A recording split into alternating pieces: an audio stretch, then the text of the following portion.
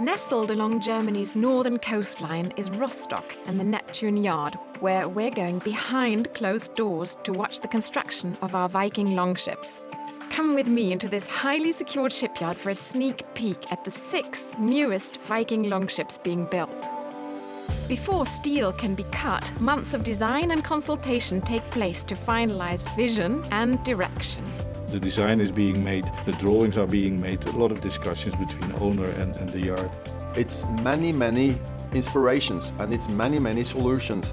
We think about lighting, we think about colors, we think about reflections. Creating something from nothing, from a piece of steel to a piece of ship. That's something, of course, amazing.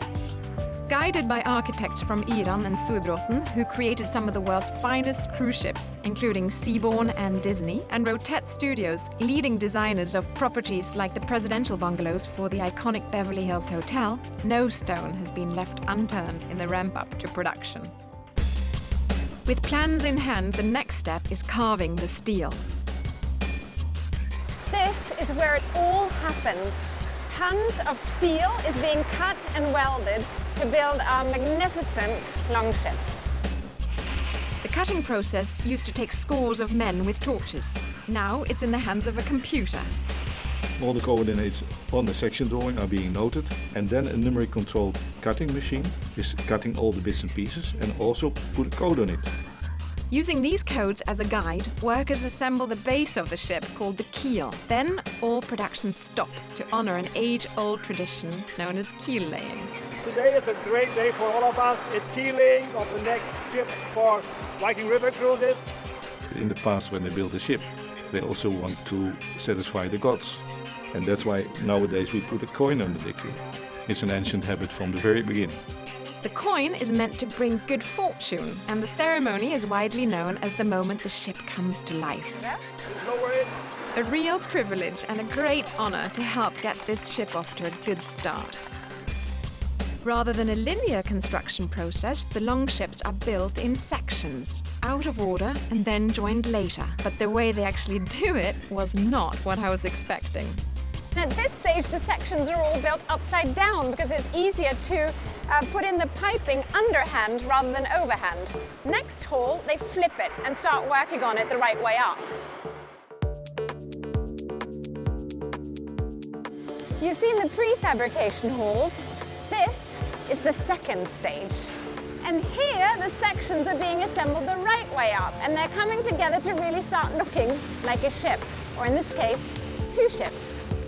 Outside, the longships are prepared, painted, and made ready to face the elements.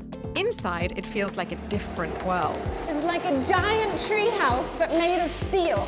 Within this steel maze, structural elements, bulkheads, watertight doors, and other essential components are added.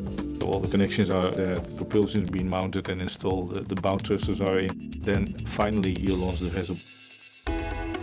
At last, it's time for the longships to leave their cozy quarters. They're carefully moved by barge, released into the water for sea trials, and then docked for interior construction and finishing work. And before you know it, these big ships will be out on the waterways of Europe.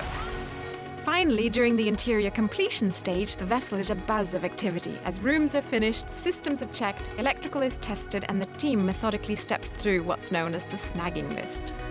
The snagging list, they're famous, thousands of comments. Every little damage, everything has to be remedied. Details everywhere, you have to go for the details. That's the way to get a good product. This process continues non-stop right up to delivery day, the goal everyone is chasing. But once achieved, is bittersweet.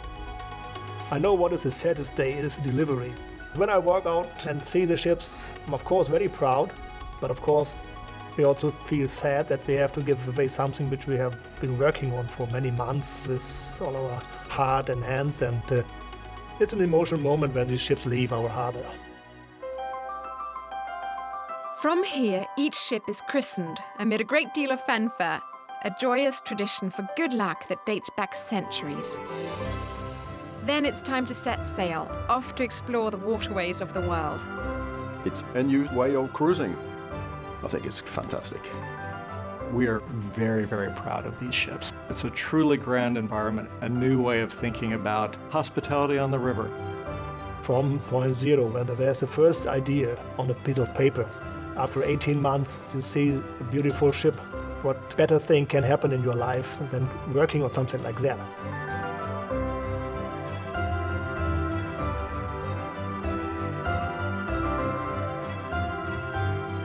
The spectacular longships, continuing the Viking tradition of innovation.